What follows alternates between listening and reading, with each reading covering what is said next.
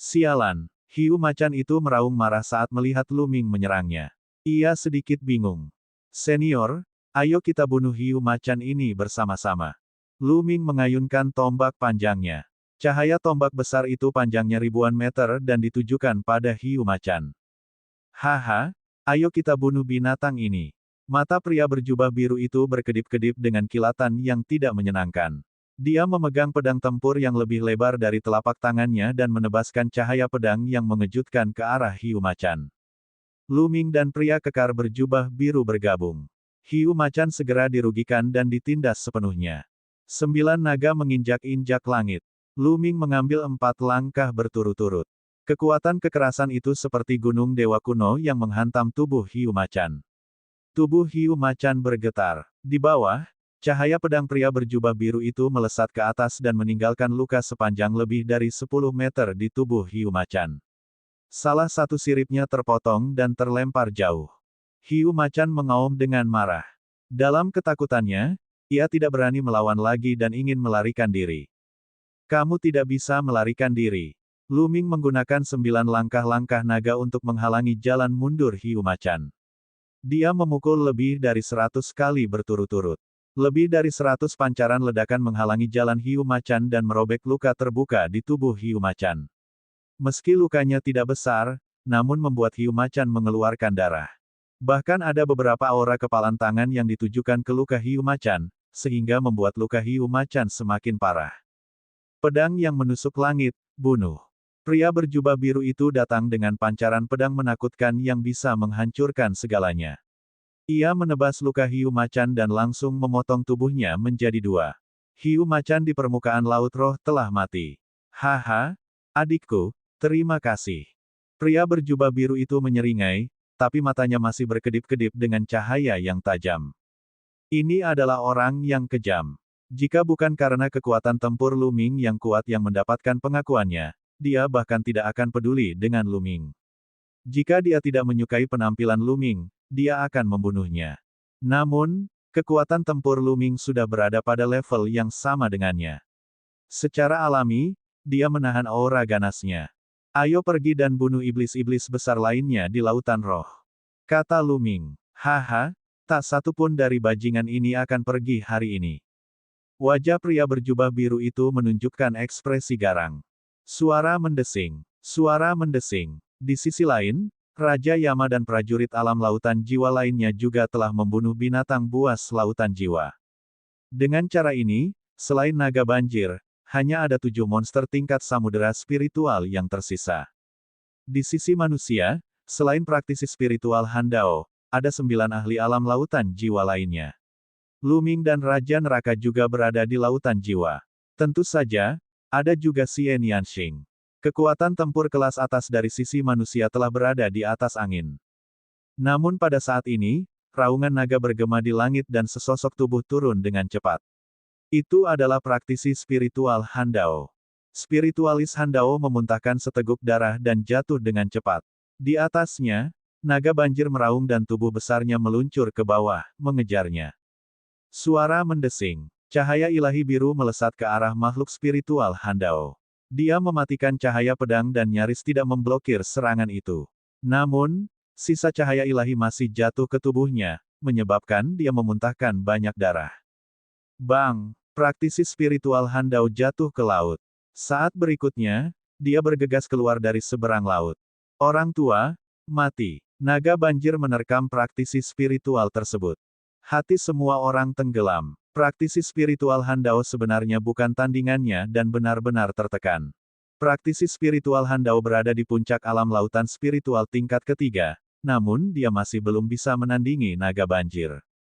Kekuatan tempur naga banjir terlalu kuat. Naga banjir ini seharusnya berada pada tahap awal tingkat kedua dari tingkat samudera spiritual, namun kekuatan tempurnya tidak dapat dihitung berdasarkan level normal. Naga banjir mengandung garis keturunan naga sejati. Entah itu tubuh fisik atau kekuatan iblisnya, itu sangat kuat. Ia juga memiliki beberapa keterampilan tempur yang kuat. Meskipun naga banjir ini hanya berada di tingkat kedua awal dari tingkat samudera spiritual, praktisi spiritual Handao bukanlah tandingannya. Naga banjir menerkam makhluk spiritual Handao. Dia tidak berani menghadapinya secara langsung, jadi dia berbalik dan lari. Kamu tidak bisa melarikan diri. Naga banjir memutar tubuh besarnya dan melewati kehampaan, mengejar praktisi spiritual Handao dengan kecepatan ekstrim. Cahaya biru yang saleh, seperti pedang yang saleh, menembus ke arah praktisi spiritual Handao. Makhluk spiritual Handao terkejut. Dia dengan cepat menggerakkan tubuhnya untuk menghindari cahaya biru. Pada saat ini, dia mengubah arahnya dan menuju ke arah Lu Ming dan pria kekar berjubah biru. Praktisi spiritual Handao bergegas menuju Lu Ming dan pria kekar berjubah biru. Kalian, bantu aku memblokir naga banjir ini. Buru-buru. Praktisi spiritual Handao meneriaki Lu Ming dan pria berjubah biru dengan nada memerintah. Lu Ming mengerutkan kening. Kehebatan bertarungnya dan pria berjubah biru itu hanya berada di alam samudera spiritual tingkat pertama, yang jauh dari milik naga banjir. Itu berarti bunuh diri. Tujuan praktisi spiritual Handao sederhana saja. Dia ingin mereka berdua mati agar dia punya waktu untuk melarikan diri. Apakah Lu Ming akan sebodoh itu? Dia akan melakukan yang terbaik untuk berpartisipasi dalam pertempuran ini, tetapi premisnya adalah dia tidak akan berada dalam bahaya apapun. Jika ada bahaya yang fatal, dia dan Xian Yanxing akan berbalik dan pergi. Terus terang, dia tidak ada hubungannya dengan orang-orang di Pulau Pasir Emas. Apa hubungan hidup dan mati mereka dengan Lu Ming? Saya yakin banyak orang yang hadir berpikiran demikian. Sekarang, praktisi spiritual Handao memintanya untuk mati. Bagaimana mungkin? Lu Ming berbalik dan terbang jauh, menghindari praktisi spiritual dan naga banjir. Pria berjubah biru melakukan hal yang sama dan terbang jauh. Kalian berdua berani melarikan diri saat menghadapi pertempuran dan mengabaikan keselamatan umat manusia. Anda layak mati. Praktisi spiritual Handao berteriak dan memandang Lu Ming dan praktisi spiritual berjubah biru dengan mata penuh niat membunuh. Lu Ming mencibir dan tidak bisa diganggu oleh praktisi spiritual pedang es itu. Kemudian, praktisi spiritual Handao bergegas menuju Raja Neraka. Tanpa ragu, Raja Neraka dan ahli lainnya juga berbalik dan pergi. Praktisi spiritual Handao meraung lagi dan lagi saat dia hampir terkena cahaya ilahi naga banjir. Matanya menjadi dingin, dan dia tiba-tiba bergegas menuju medan perang lain. Medan perang itu adalah pertarungan antara manusia di tingkat samudera spiritual dan iblis yang hebat. Orang tua pedang dingin yang aneh, apa yang kamu lakukan? Pakar alam lautan jiwa itu berteriak ketakutan. Karena praktisi spiritual Handao bergegas mendekat, jelas dia ingin menggunakan dia sebagai tameng. Wajah praktisi spiritual Handao dingin. Dia tidak mengatakan sepatah kata pun dan mencoba yang terbaik untuk bergegas maju. Mundur, mundur. Penggarap tingkat samudera spiritual itu ingin meninggalkan tempat ini. Tetaplah di sini. Binatang alam lautan jiwa itu tidak akan membiarkan lawannya melarikan diri dengan mudah. Ia melancarkan serangan gila, mencoba menahannya. Makhluk spiritual Handao bergegas melewati ahli manusia. Dan di belakang mereka ada naga banjir. Semut manusia, pergilah ke neraka. Cakar besar naga banjir mencakar ahli tingkat lautan spiritual manusia. Sial, sial, pedang dingin yang eksentrik, kamu tercela. Prajurit spiritual tingkat samudera meraung dan meledak dengan liar, menggunakan seluruh kekuatannya, berharap untuk memblokir serangan naga banjir dan kemudian melarikan diri. Namun, perbedaan antara dia dan naga banjir terlalu besar. Di bawah cakar naga banjir, semua serangannya runtuh, dan semua pertahanannya sia-sia. Bang! Dia dicengkeram oleh cakar naga banjir, dan tulang-tulang di sekujur tubuhnya mengeluarkan suara pecah-pecah. Pedang dingin hantu tua, aku mengutukmu mati tanpa tempat pemakaman. Orang itu meraung, dan kemudian auranya menurun dengan cepat. Naga banjir membuka mulutnya yang besar dan menelan ahli manusia itu dalam satu tegukan, lalu terus mengejar praktisi spiritual Handao. Setelah itu, praktisi spiritual Handao berlari lebih jauh dan bergegas ke medan perang lain.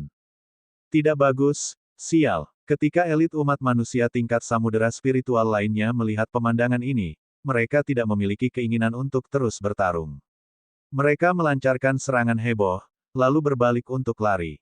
Namun, ada juga satu atau dua orang yang ditahan dengan kuat oleh iblis besar di seberang mereka.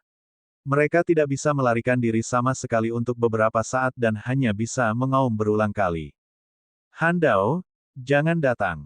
Seseorang berteriak, tetapi praktisi spiritual dengan pedang dingin terus terbang ke arah orang tersebut dengan wajah gelap. Meskipun para elit spiritual tingkat samudera ini tidak dapat sepenuhnya menghentikan naga banjir, selama mereka dapat menghentikannya untuk sementara waktu, dia akan dapat melarikan diri. Ah, Han Dao, kamu tercela. Pria itu mengutuk. Namun, hasilnya sama saja. Ketika praktisi spiritual Han Dao bergegas mendekat, naga banjir mengikuti dari belakang. Pakar manusia itu sama sekali bukan lawan naga banjir dan terbunuh dalam beberapa gerakan. Bahkan tubuhnya ditelan oleh naga banjir. Ayo pergi. Prajurit tingkat samudera spiritual lainnya yang telah melarikan diri tidak berani tinggal di udara, dan langsung terbang ke bawah untuk bergabung dalam pertempuran. Hahaha, bunuh semua manusia ini. Setan-setan spiritual tingkat samudera itu juga bergegas turun ke medan perang sambil tertawa liar. Medan perang di bawah berada dalam kekacauan. Penambahan prajurit tingkat samudera spiritual menyebabkan medan perang menjadi pertempuran yang kacau balau. Jeritan menyedihkan terdengar terus-menerus ketika sejumlah besar seniman bela diri terbunuh oleh lautan binatang jiwa. Ada juga sejumlah besar binatang laut yang dibunuh oleh seniman bela diri alam lautan jiwa. Lu Ming juga bergegas ke medan perang di bawah. Lari-lari. Daerah ini dirusak oleh gurita raksasa, yang merupakan makhluk lautan jiwa. Tubuh gurita itu seperti gunung kecil. 8 tentakelnya menari-nari, dan terdapat mangkuk pengisap di setiap tentakel, yang memiliki daya tarik yang kuat. Dengan gelombang 8 tentakelnya, sejumlah besar prajurit manusia tersedot oleh cangkir hisap. Kemudian, cangkir hisap itu seperti mulut besar, memperlihatkan taringnya dan menelan para pejuang manusia. Jeritan itu naik dan turun. Ya, Luo Xin. Lu Ming melihat Luo Xin di tengah kerumunan. Saat ini, dia melarikan diri dengan panik bersama sekelompok orang. Di belakang mereka, sebuah tentakel besar menyapu ke arah mereka. Tolong. Beberapa orang yang berlari ke belakang langsung tersedot oleh pengisap tentakel, mengeluarkan jeritan sedih. Apa yang kita lakukan? Apa yang harus dilakukan? Apakah aku akan mati di sini? Wajah kecil Luo Xin pucat, tanpa bekas darah. Dia tahu bahwa dia dalam bahaya hari ini, dan dia mungkin mati di sini. Sayangnya mimpinya untuk memperluas kamar dagang api belum terwujud. Dia akan mati di sini, dan dia tidak mau mati. Namun, dalam menghadapi kesenjangan kekuatan yang begitu besar, apa gunanya bersikap tidak mau? Sebuah tentakel besar melambai padanya. Dia tidak bisa melarikan diri, jadi dia menutup matanya dengan putus asa. Namun, saat berikutnya, dia mendengar ledakan hebat. Segera setelah itu, dia merasakan pinggangnya menegang saat dia dipeluk oleh sebuah lengan yang kuat. Ada juga aura panas yang terus melonjak ke arahnya. Dia membuka matanya dengan panik dan melihat topeng Shuro. Itu dia. Mata Luo Xin berbinar. Dia menyadari bahwa Lu Ming sedang memegangi pinggangnya dan tubuhnya menempel erat pada tubuh kuat Lu Ming. Jantungnya berdetak lebih cepat dan wajahnya menjadi panas. Namun, Lu Ming tidak mempedulikan mereka. Matanya tertuju pada gurita besar di depannya. Sangat kuat. Setan gurita ini seharusnya berada di tingkat kedua dari tingkat samudera spiritual. Lu Ming merenung dalam hatinya dan mundur dengan cepat. Baru saja, dia bertukar pukulan dengan salah satu tentakel gurita dan sama sekali bukan tandingannya. Kekuatan pihak lain terlalu kuat. Tolong, Lu Ming, selamatkan aku. Terdengar seruan nyaring. Lu Ming menoleh dan senyuman tipis muncul di sudut mulutnya. Orang yang berteriak minta tolong adalah Chen Zhao. Dia melarikan diri dengan panik, tetapi di belakangnya, sebuah tentakel gurita besar melambai ke arahnya. Lu Ming tidak bisa mengganggunya dan mundur dengan cepat. Lu Ming, kamu meninggalkanku dalam kesulitan. Aku mengutukmu untuk mati tanpa mayat yang utuh. Melihat Lu Ming tidak berniat membantunya, Chen Zhao mulai mengutuk. Tatapan Luo Xin juga sangat tenang. Chen Zhao yang menyebabkan hal ini pada dirinya sendiri. Dia telah menyinggung Lu Ming sebelumnya. Mengapa Lu Ming menyelamatkannya? Tentakel itu menyedot dan menahan Chen Zhao di tempatnya. Chen Zhao berteriak ketakutan dan berjuang mati-matian, tetapi tidak berhasil. Cangkir hisap terbuka dan menelan Chen Zhao. Bas! Lu Ming mundur puluhan mil dalam sekejap sebelum dia melepaskan Luo Xin. Nona Luosin, tingkat kultivasi Anda tidak tinggi, jadi Anda harus tetap tinggal. Begitu Lu Ming selesai berbicara, dia bergerak dan bergegas ke arah lain. Di sana, Xian Yanxing sedang melawan belut besar. Belut ini juga merupakan salah satu iblis besar di lautan spiritual. Seluruh tubuhnya diliputi petir, dan sangat kuat. Budidayanya harus berada di tahap tengah lautan spiritual tingkat pertama. Namun, kekuatan tempur Xian Yanxing juga sangat kuat. Dia sebenarnya lebih unggul. Lu Ming berjalan di udara dan tiba di daerah itu dalam waktu singkat. Sinar tombak yang terang melesat ke arah belut. Itu kamu. Belut terkejut melihat Lu Ming dan buru-buru mundur. Ia baru saja melihat Lu Ming membunuh seekor ular raksasa laut dalam. Rasanya itu bukan tandingan Xian Yanxing. Sekarang Lu Ming ditambahkan ke dalam campuran, itu akan menjadi bencana. Tidak heran dia lari. Mengaum. Di langit, auman naga terdengar. Setelah membunuh dua ahli alam lautan jiwa, naga banjir terus mengejar prajurit roh Handao. Orang tua, aku akan membunuhmu hari ini. Kamu tidak bisa melarikan diri. Naga banjir meraung, suaranya mengguncang langit dan bumi. Praktisi spiritual Handao sedang berlari menyelamatkan nyawanya. Dia sebenarnya terbang menuju medan perang di bawah. Berlari. Para seniman bela diri di bawah ketakutan saat mereka berpencar dan melarikan diri. Orang tua ini terlalu tercela.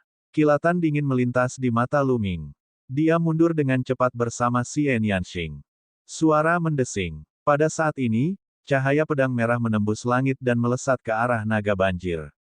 Naga banjir menangkapnya dengan cakarnya dan bertabrakan dengan cahaya pedang. Dengan suara keras, cahaya pedang menghilang, namun tubuh naga banjir juga terhalang sesaat. Melihat cahaya pedang ini, praktisi spiritual Handao sangat gembira dan tertawa. "Ready, akhirnya kamu sampai di sini. Kamu terlalu lambat." Suara mendesing. Cahaya pedang merah lainnya menebas ke arah naga banjir. Dengan munculnya cahaya pedang, 6 atau 7 sosok muncul di kejauhan. Orang yang memimpin adalah seorang lelaki tua berjubah merah. Auranya sangat kuat. Bang! Seberkas cahaya ilahi melesat keluar dari salah satu tanduk naga banjir dan menghalangi cahaya pedang tersebut. Bas! Dan EBSP, whoosh! Suara sesuatu yang menembus udara terdengar saat 7 sosok muncul di langit di atas medan perang. Masing-masing dari ketujuh sosok itu memancarkan aura yang kuat dan menakutkan. Mereka sebenarnya adalah eksistensi kuat di tingkat samudera spiritual. Monster tua Handao, aku pergi mencari bantuan monster tua Lusuan, jadi aku sedikit terlambat. Orang tua berjubah merah itu menyeringai. Monster tua Lusuan juga datang. Mata praktisi spiritual Handao berkilat dan tertuju pada seorang lelaki tua berjubah hijau di samping Hongqi. Dia segera menjadi sangat gembira dan berkata, "Bagus, bagus, kita bertiga akan bergabung dan membunuh naga banjir ini." "Tentu saja, lakukanlah." Monster tua berambut merah itu berteriak dengan suara rendah. Di sampingnya, 5 ahli alam lautan jiwa terbang menuju medan perang di bawah. Sementara dia dan monster tua misterius berwarna hijau terbang menuju naga banjir. Bersama dengan praktisi spiritual Handao, mereka mengepung naga banjir. Budidaya monster tua berambut merah dan monster tua berwajah hijau sama dengan prajurit roh pedang dingin, mereka berdua berada di puncak alam samudera spiritual tingkat ketiga. Seluruh tubuh naga banjir penuh dengan harta karun. Jika kita membunuhnya, kita akan membaginya rata kepada kita bertiga. Mata monster tua berambut merah itu dipenuhi keserakahan. "Baiklah, ayo kita lakukan." Praktisi spiritual Handao berteriak. Ledakan, ledakan, ledakan. 3 aura menakutkan melonjak ke langit. Pada saat yang sama, 2 lampu pedang dan mutiara hijau menyerang naga banjir. Naga banjir itu meraung dan menyerang ke depan. "Haha, bala bantuan kita ada di sini. Bunuh, bunuh bajingan ini." Banyak pejuang manusia berteriak. Kali ini, 7 elit spiritual tingkat samudera dari umat manusia datang sekaligus. 2 orang melawan naga banjir, dan 5 lainnya bergabung dalam pertempuran, langsung membalikkan keadaan. Umat manusia memiliki keunggulan penuh dalam hal kekuatan tempur kelas atas. Tidak hanya semua monster alam lautan jiwa diblokir, tetapi ada juga ahli alam lautan jiwa tambahan di sisi manusia yang terus-menerus memburu monster laut itu. Di lautan, ada banyak sekali mayat manusia dan hewan laut. Begitu banyak esensi darah.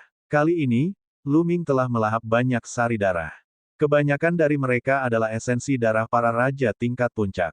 Setelah pertempuran dimulai, Lu Ming telah melahap lebih dari 50 esensi darah raja tingkat puncak. Dia merasa 9 garis keturunan naga miliknya hampir penuh. Dia benar-benar ingin mencari tempat untuk memperbaikinya. Tapi sekarang, dia hanya bisa memperbaikinya secara perlahan sambil bertarung. Hingga saat ini, umat manusia telah menderita kerugian yang tak terhitung jumlahnya, namun mereka akhirnya menang. Dengan tambahan elit spiritual tingkat samudera, mereka seperti mematahkan rumput kering dan menghancurkan kayu busuk, dan sejumlah besar hewan laut terbunuh. Mundur, mundur. Akhirnya, binatang laut itu ketakutan. Salah satu iblis besar dari lautan roh berteriak dan mengumpulkan binatang laut untuk mundur ke laut. Dalam hal kekuatan tempur kelas atas, manusia sudah berada di atas angin. Jika pertempuran berlanjut, cepat atau lambat binatang laut akan musnah sepenuhnya. Tuan Naga Banjir, hanya ini yang bisa kami bantu. Seekor gurita raksasa berbicara. Ia kemudian mengumpulkan binatang laut dan mundur ke laut. Hualala, gelombang laut melonjak dan berubah menjadi gelombang setinggi 1000 meter. Binatang laut yang tak terhitung jumlahnya bersembunyi di balik ombak dan menghilang. Begitu binatang laut memasuki laut dan fokus untuk melarikan diri, akan sulit bagi seniman bela diri untuk mengejarnya. Mengaum. Di langit, naga banjir mengaum berulang kali. Ia dikepung oleh 3 ahli di puncak tingkat ketiga dari tingkat samudera spiritual dan benar-benar berada dalam posisi yang tidak menguntungkan. Hanya dalam waktu singkat, beberapa luka muncul di tubuh naga banjir. Sisiknya terkoyak dan darah mengalir keluar. Bunuh, bunuh naga banjir ini. Beberapa seniman bela diri berteriak. Namun, naga banjir jelas bukan tandingannya, namun ia menolak mundur. Cahaya ilahi biru terus-menerus keluar dari tubuh naga banjir, menyerang 3 praktisi spiritual Handao. Di saat yang sama, tubuh naga banjir terus menyusut.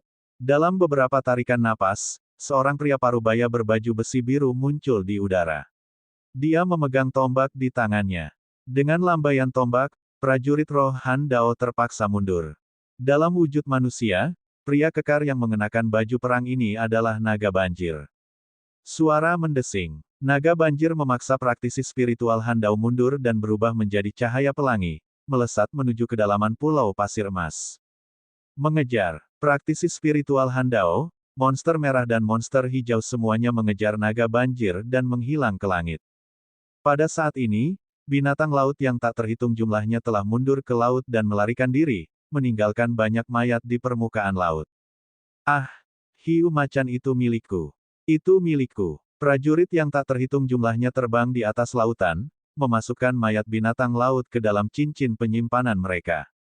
Banyak bagian tubuh binatang laut ini merupakan bahan berharga yang dapat digunakan untuk menyempurnakan senjata, ramuan, dan sebagainya.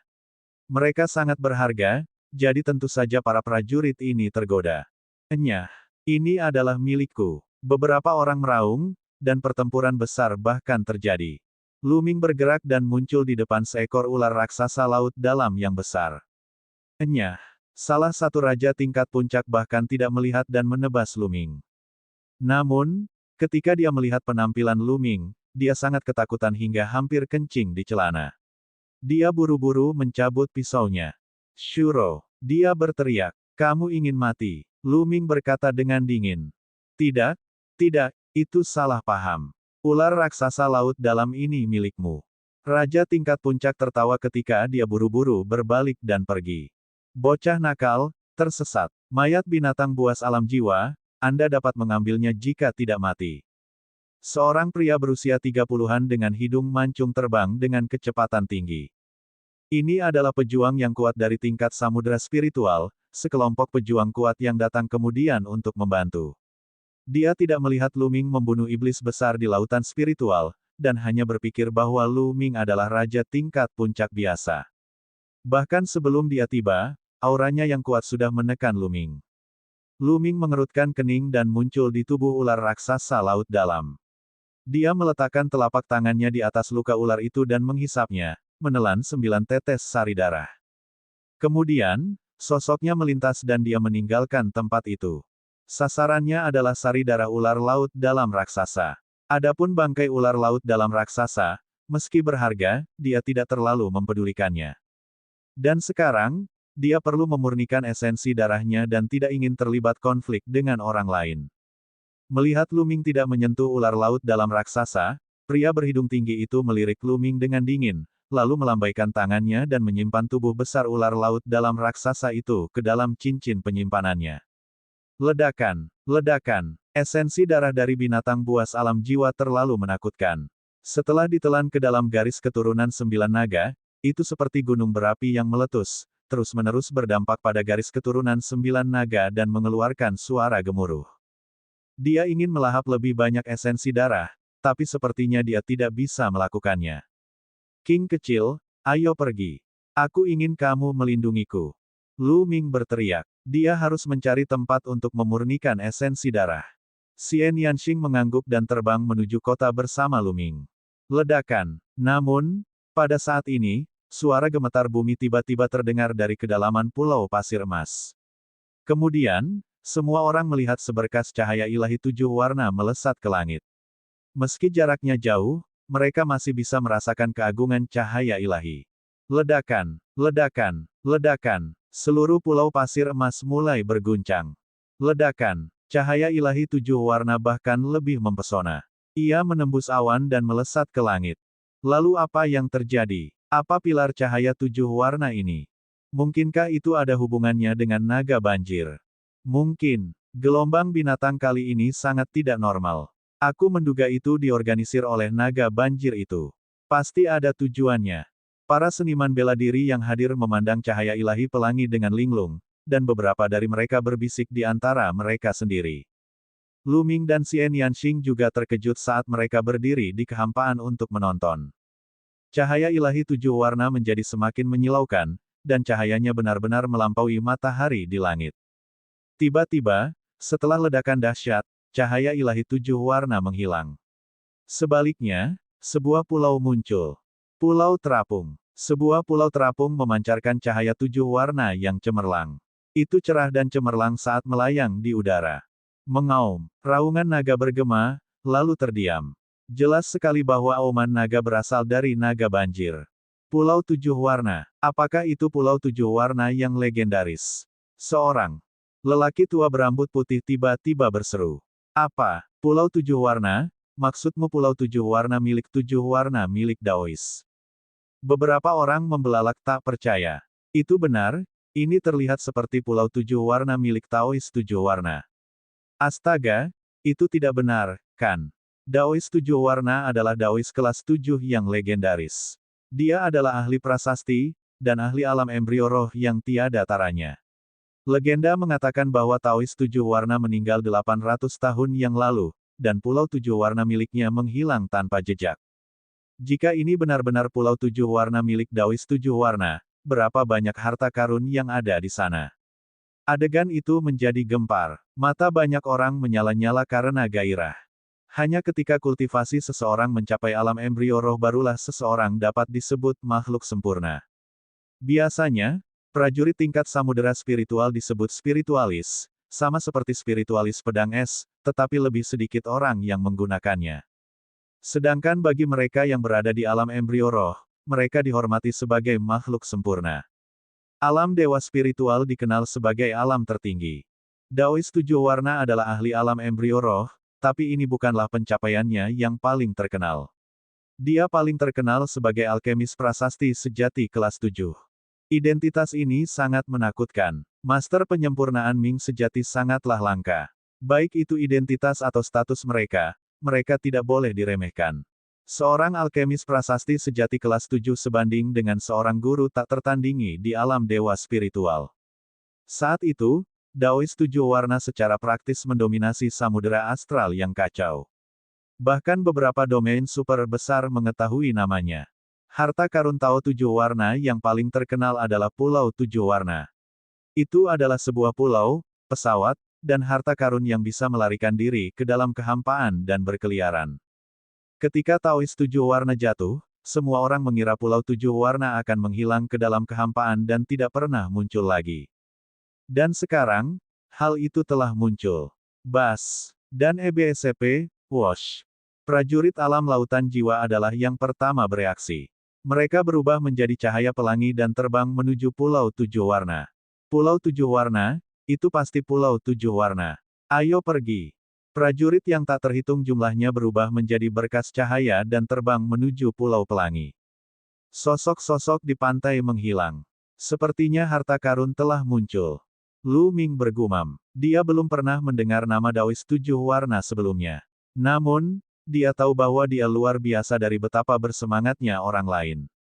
Namun, menyempurnakan esensi darah lebih penting sekarang. Adapun harta karunnya, dia hanya bisa menunggu. Ayo kembali ke kota dulu. Lu Ming dan Xian Yanxing terbang kembali ke kota. Mereka secara acak menemukan sebuah ruangan dan bergegas masuk. Xian Yanxing berdiri di luar ruangan untuk melindungi Lu Ming. Dengan satu pemikiran, dia muncul di kuil tertinggi. Dia duduk bersila dan mulai memurnikan esensi darah dengan sekuat tenaga. Esensi darah lebih dari 50 raja tingkat puncak, serta esensi darah ular raksasa alam lautan jiwa, kekuatan esensi darah ini terlalu kuat. Lu Ming mengerahkan seluruh upayanya untuk menyempurnakannya. Kekuatan esensi darah setiap orang melonjak menuju garis keturunan kedua. Meridian darah kedua muncul di atas kepala Lu Ming. Itu memiliki 8 siklus meridian perak. 7 di antaranya sangat terang, sedangkan yang ke-8 lebih redup. Di tablet batu, awan dan kabut masih melekat. Namun, di bagian paling depan, awan dan kabut sudah sangat redup. Dua kata terlihat jelas. Salah satunya adalah menekan, dan yang lainnya adalah tablet. Ada kata lain di tengahnya, tapi terhalang dan tidak terlihat jelas. Saat Lu Ming terus memurnikan esensi darahnya, kekuatan esensi darah melonjak ke meridian darah keduanya. Siklus meridian ke-8 dari meridian darah kedua juga terus bersinar terang. 2 jam kemudian, cakra ke-8-nya sama cemerlangnya dengan cakra lainnya. Lu Ming terus menyempurnakan esensi darahnya. Di langit 10.000 mil jauhnya dari kota, sebuah bola cemerlang melayang di udara. Bola ini memiliki diameter sekitar 100 mil. Ini adalah Pulau Tujuh Warna. Itu sepenuhnya terbungkus lapisan cahaya, dan situasi di dalamnya tidak dapat dilihat dengan jelas. Lebih dari 100.000 seniman bela diri mengelilingi bola bundar. Pulau Tujuh Warna dilindungi oleh pertempuran prasasti. Hanya raja tingkat puncak yang bisa menembus penghalang ini. Kami tidak bisa masuk sama sekali.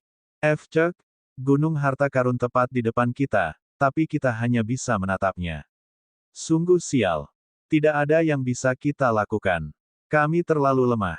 Para raja tingkat puncak dan ahli alam lautan jiwa telah bergegas masuk. Seseorang datang lagi. Seberkas cahaya menembus kehampaan dan muncul di tepi Pulau Tujuh Warna. Itu adalah pria kekar berjubah merah. Jika Lu Ming ada di sini, dia akan mengenali pria berjubah merah itu sebagai patriark dari Institut Alkimia Laut Awan. Dia tidak muncul dalam pertempuran tadi, tapi dia muncul sekarang. Haha, pertarungan itu sebenarnya mengarah ke Pulau Tujuh Warna. Saya tidak boleh melewatkan kesempatan seperti itu. Ketua Divisi Alkimia Si Cloud terkekeh. Dengan lambaian telapak tangannya, dia menembus tirai tipis. Tubuhnya bergerak dan dia bergegas masuk. Kemudian, tirai tipis ditutup. Siapa orang itu? Dia tidak muncul selama pertempuran tadi, tapi sekarang dia telah melihat harta karun, dia ada di sini. Sungguh tidak tahu malu. Seseorang dengan dingin mendengus. Aku tidak tahu. Saya tidak mengenalinya. Dia mungkin adalah yang maha kuasa baru. Seseorang menggelengkan kepalanya. Titik titik titik titik titik titik. Waktu berlalu dan tak lama kemudian, lebih dari 10 jam telah berlalu. Lu Ming telah memurnikan esensi darah dan lebih dari separuh esensi darah telah dimakan. Pada garis keturunan keduanya, 8 cakra perak sangat mempesona. Dalam sekejap mata, 2 jam telah berlalu. Bas! Tiba-tiba, siklus meridian perak muncul di atas 8 siklus meridian. Cakra ke-9. Tingkat ke-9 dari tingkat raja. Garis keturunan kedua Lu Ming telah dipromosikan ke tingkat ke-9 dari tingkat raja, menjadi tingkat tertinggi dari garis keturunan tingkat raja. Langkah selanjutnya adalah garis keturunan dewa. Namun, akan terlalu sulit untuk maju ke garis keturunan dewa di tingkat ke-9 tingkat raja. Lu Ming tidak percaya diri. Bas! Ketika garis keturunan kedua naik ke tingkat ke-9 kelas raja, tablet batu mulai bergetar sedikit. Kabut yang mengelilingi tablet batu perlahan menjadi lebih terang, dan kata di tengahnya menjadi semakin jelas. Akhirnya dia melihatnya dengan jelas. Penjara. Kata di tengahnya adalah penjara. Prasasti penjaga penjara. Saat Lu Ming bisa melihat tiga kata itu dengan jelas, kata-kata itu tiba-tiba memancarkan cahaya yang menyilaukan. Lu Ming sepertinya telah sampai di negeri tak berujung. Tanah itu sunyi, tanpa matahari, bulan, bintang, bunga, pohon, atau makhluk hidup apapun. Suasananya sunyi senyap. Di tanah yang sunyi senyap, sebuah tablet batu berdiri tegak. Tingginya tak terhingga, mencapai langit dan bumi. Lu Ming melihat tiga kata besar di loh batu. Prasasti penjaga penjara. Ledakan. Lu Ming tiba-tiba merasakan ledakan di pikirannya. Sebuah pesan terlintas di benaknya. Saat ini, pemandangan berubah. Lu Ming masih berada di kuil tertinggi, dan tiga kata, prasasti penekan penjara, di tablet batu telah menjadi tenang dan tidak lagi memancarkan cahaya. Seolah-olah tidak terjadi apa-apa. Namun, Lu Ming menemukan bahwa memang ada informasi baru di benaknya. Penjara yang menekan seni surga. Sebuah teknik bela diri muncul di benaknya, teknik bela diri yang berhubungan dengan prasasti penekan penjara. Apakah ini teknik bela diri garis keturunan? Mata Lu Ming berkedip dan dia menunjukkan ekspresi gembira. Dia selalu iri pada orang lain karena mampu memahami keterampilan bela diri garis keturunan mereka sendiri. Dia tidak menyangka bahwa keterampilan bela diri akan muncul di benaknya segera setelah garis keturunan prasasti penekan penjara naik ke tingkat ke-9 dari panggung raja. Namun, sekarang bukan waktunya untuk mengamati dan memahami teknik bela diri. Masih ada bagian esensi darah di 9 garis keturunan naga yang belum dimurnikan. Cakra ke-9 dari garis keturunan prasasti penekan penjara telah muncul. Lu Ming tidak terburu-buru untuk terus meningkatkan garis keturunan prasasti penekan penjara. Sebaliknya, dia memberikan sisa energi esensi darah ke garis keturunan 9 naga. Secara keseluruhan, dia telah menghabiskan 1 hari untuk menyempurnakan esensi darah semua orang. Namun, garis keturunan 9 naga belum dinaikkan ke tingkat ke-9 tingkat raja. Tenaganya masih belum cukup. Lu Ming menghela nafas lega. Dia bangkit dan meninggalkan kuil tertinggi, berjalan keluar dari kamarnya. Lu Ming, kamu terlalu lambat. Sudah sehari berlalu, dan aku bisa merasakan aura kuat ramuan roh di Pulau Pelangi. Pasti ada banyak tumbuhan roh di pulau itu. Jika kita tidak pergi sekarang, mereka semua akan diambil oleh orang lain. Saat Lu Ming meninggalkan ruangan, Dandan, yang sedang berbaring di bahu Xie Nianxing, berteriak. Obat spiritual dalam jumlah besar. Mata Lu Ming berbinar. Dia memiliki terlalu banyak kegunaan untuk pengobatan spiritual dan tidak mau melepaskannya.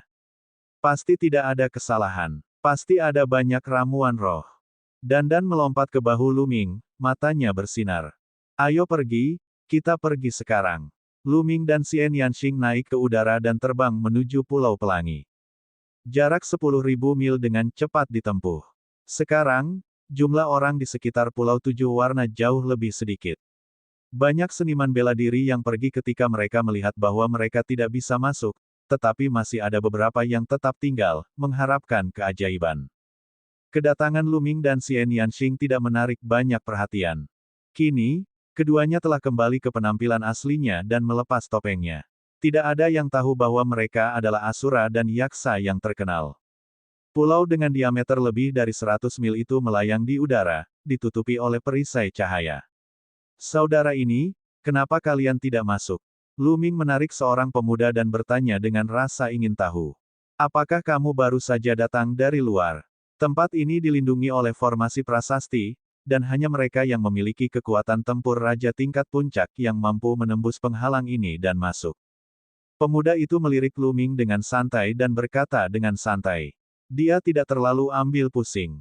Lu Ming tampak 5-6 tahun lebih muda darinya. Dia tidak berpikir bahwa Lu Ming akan bisa menerobos masuk.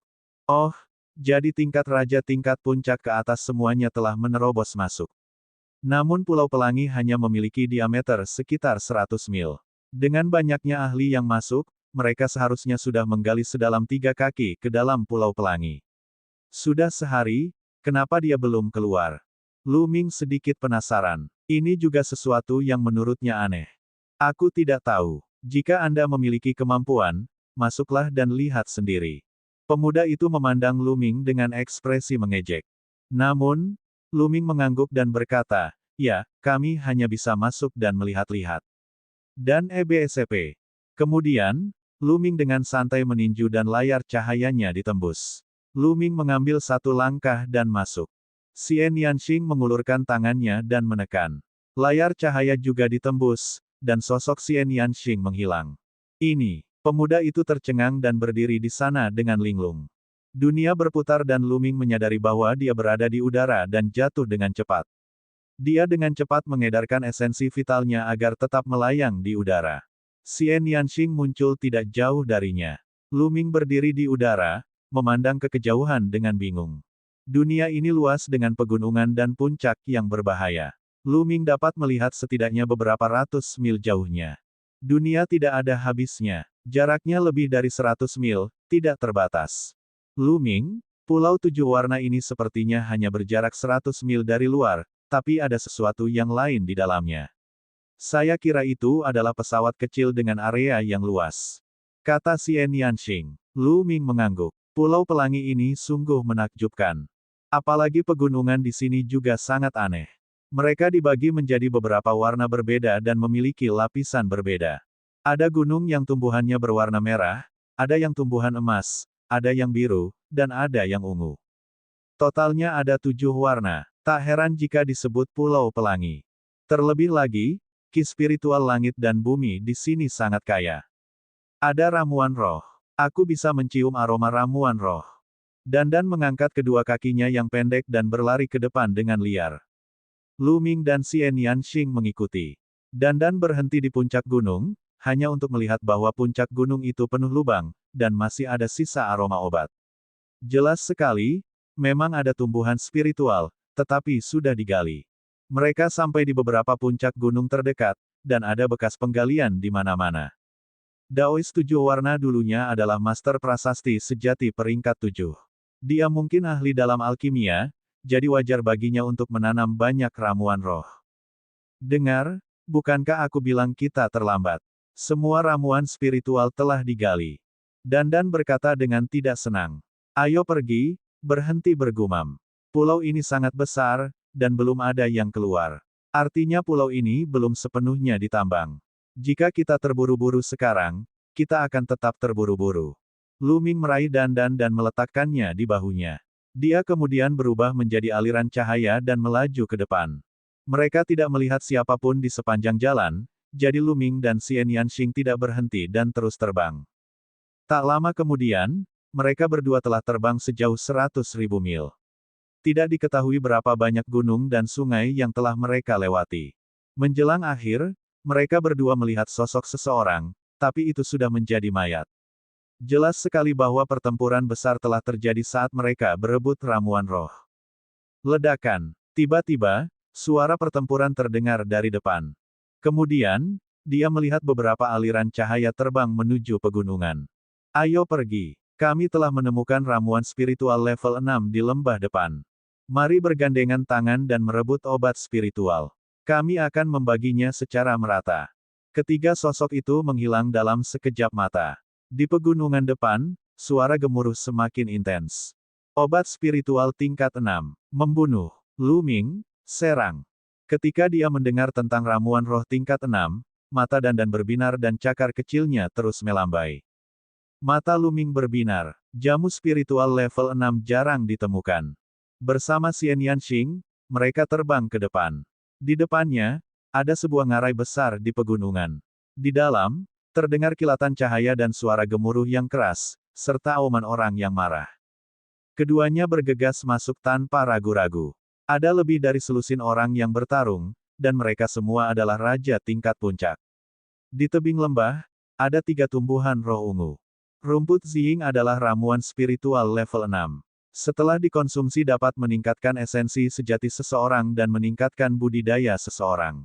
Lebih dari selusin raja tingkat puncak terlibat dalam pertempuran yang kacau balau. Lu Ming maju selangkah dan berjalan menuju rumput Ziying. Bocah, pergilah. Rerumputan Ziying adalah milikku. Salah satu mata pria kekar itu berkedip dengan kilatan yang mengancam dan dia mencakar Lu Ming. Kaulah yang seharusnya tersesat. Lu Ming membalikkan tangannya dan melayangkan pukulan. Sinar tinju yang eksplosif keluar.